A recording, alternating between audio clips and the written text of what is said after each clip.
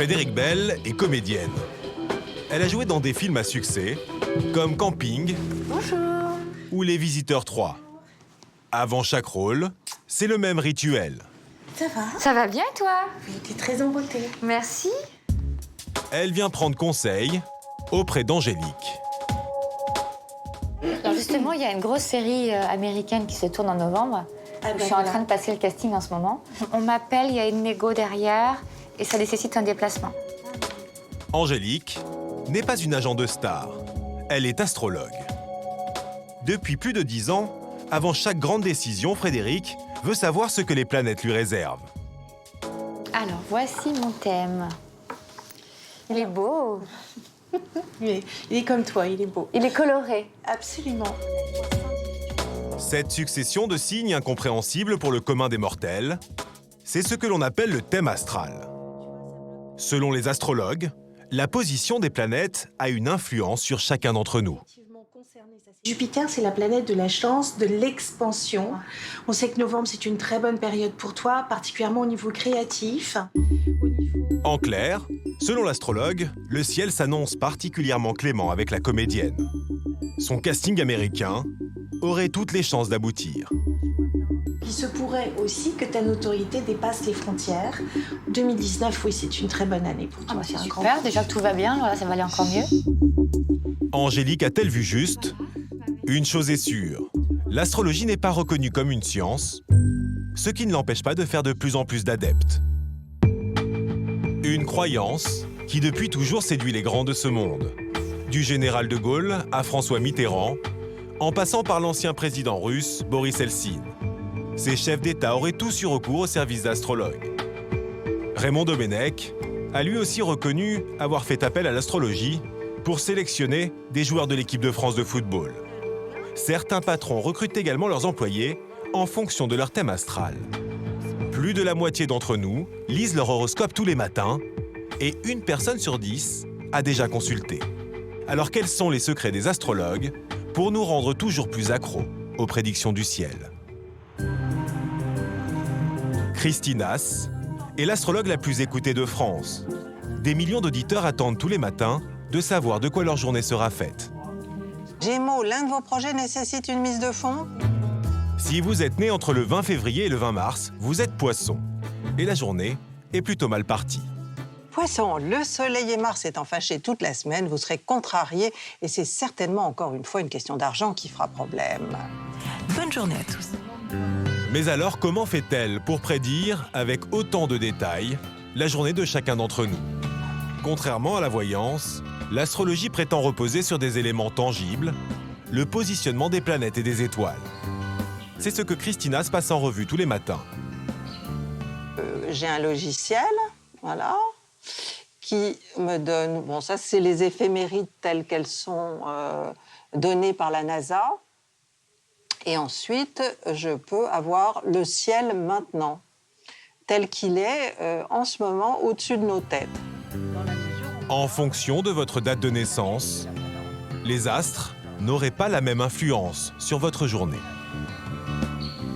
Par exemple, si j'écris l'horoscope du Taureau, eh ben, je vais regarder ce que font les planètes qui sont disséminées dans le ciel avec le signe du Taureau, si elles font des bons aspects ou si elles font des aspects de tension. Déjà ça nous donne une idée si c'est une bonne ou une mauvaise journée, par exemple. Christinas l'assume, l'astrologie n'a rien d'une vérité absolue. On est ici dans la croyance et l'interprétation. C'est un art, c'est comme si vous deviez, vous, décrypter du russe, du chinois. L'astrologie, c'est pareil, c'est que des symboles qu'il faut décrypter. Un art incertain, mais sans conséquence, lorsqu'il ne concerne que votre horoscope quotidien. Dans d'autres cas, cela peut aller beaucoup plus loin, car l'astrologie s'invite dans des secteurs inattendus, notamment le recrutement. Samaëlle est une professionnelle reconnue. Elle forme d'autres astrologues sur des cas bien réels. J'ai une entreprise de sécurité et hôtellerie haut de gamme. Ils veulent vraiment du personnel pour pouvoir encadrer, gérer toute une équipe de manager, etc.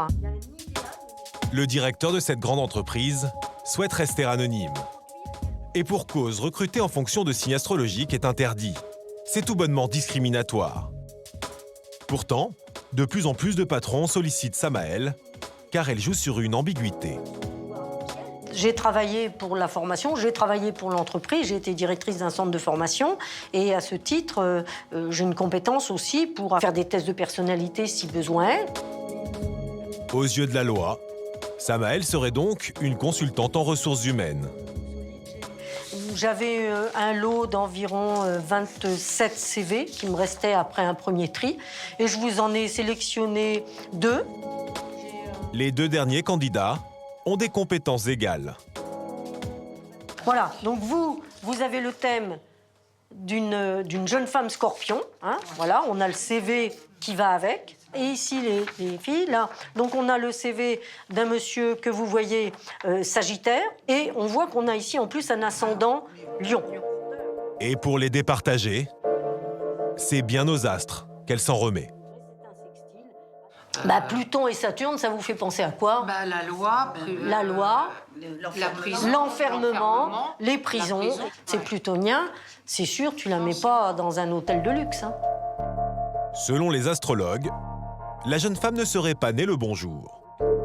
Son concurrent aurait, lui, un thème astral idéal pour le job. On est tout à fait dans un profil qui va avoir une certaine autorité.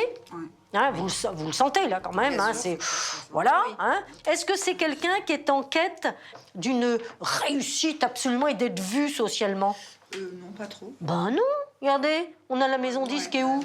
En taureau. En taureau. Donc c'est pas quelqu'un qui a un besoin de gonflette et de reconnaissance, pas du tout. C'est-à-dire que en tant que collaborateur, il laissera jamais de bouffer son patron. Ouais. Jamais. Vous comprenez? Jamais. Il sera. C'est le bon candidat. Samaël a fait son choix. Si ces critères sont peu rationnels, les conséquences, elles, seront bien réelles. Ça peut impacter la vie de quelqu'un sans qu'elle l'ait vraiment demandé, vous voyez. Moi, je ne suis pas là pour dire il ne faut pas le prendre. Je dis, cette personne-là, je pense à cette candidate, par exemple, là, si je la mets dans un hôtel haut de gamme, elle ne va pas être au bon poste. Quelques jours plus tard, c'est bien le jeune homme qui décrochera le job. Dans la plupart des cas, les clients qui font appel à Samaël suivent ses recommandations. Une manière pour ces chefs d'entreprise de se rassurer sur un avenir forcément incertain. Pour d'autres, l'astrologie peut parfois virer à l'addiction. Comme c'est souvent le cas, Sandrine a consulté pour la première fois juste après un drame. Il y a 3 ans, la vie de cette quarantenaire bascule. Sandrine est alors assistante dans une entreprise de finance. Elle perd son travail, puis vit une autre épreuve. La mort de ses parents à quelques semaines d'intervalle. Elle reçoit alors un texto, synonyme d'espoir. Ça a été une accroche téléphonique, mais via le SMS. J'avais un message type « J'ai une révélation, j'ai travaillé sur votre date de naissance », ou je sais, enfin quelque chose comme ça.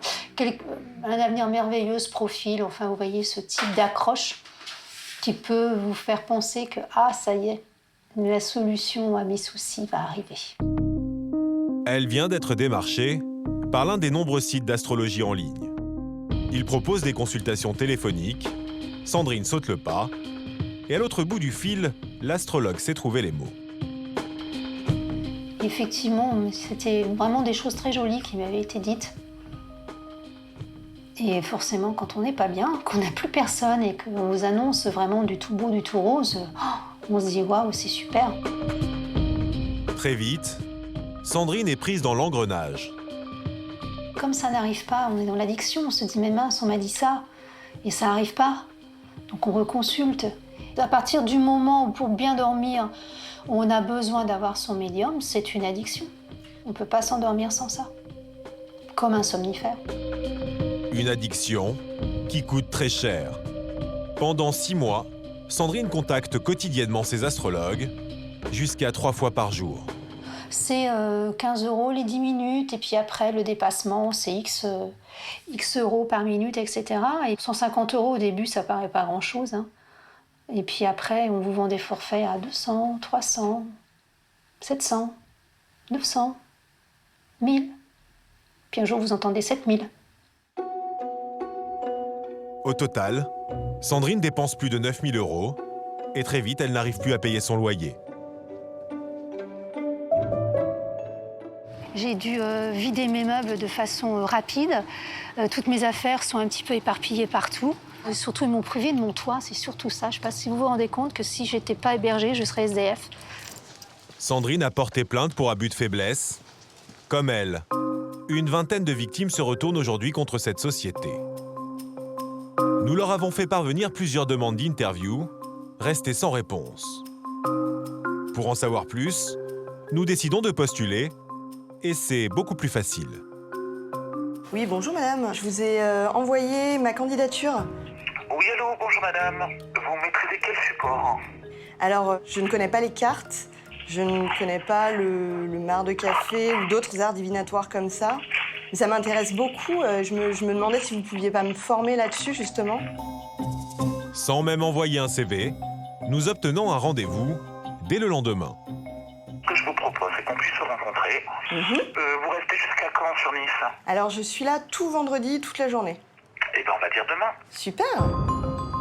L'entreprise est installée dans le sud de la France. Dès son arrivée, notre journaliste rappelle qu'elle n'a aucune compétence en matière d'astrologie, mais cela ne semble pas gêner la responsable. Pour que le client il vous valide comme voyante et qu'il ait confiance en vous et qu'il ait envie de croire aux prédictions et de poursuivre tout simplement les consultations avec vous, il va falloir le bluffer, le client. Vous êtes jeune, d'accord? Je pense que vous avez quand même pas mal de bagou. Avant de nous embaucher, elle nous recommande de travailler un peu le sujet. Il faut connaître les 12 signes, qualités, défauts de chaque signe et son but de vie. Attention, ça reste des généralités, mais c'est pas grave. Pour faire illusion, il suffit selon elle d'apprendre par cœur ce petit mémo. Il tient sur moins de 10 pages et ils n'ont même pas pris la peine de le rédiger eux-mêmes. J'avais pris ça sur Internet, il n'y a rien d'extraordinaire. D'après la DRH, l'activité est en plein essor. Il faut dire que même un débutant peut rapporter gros. Si vous faites par exemple une demi-heure de consultation, ça vous fait 15 €.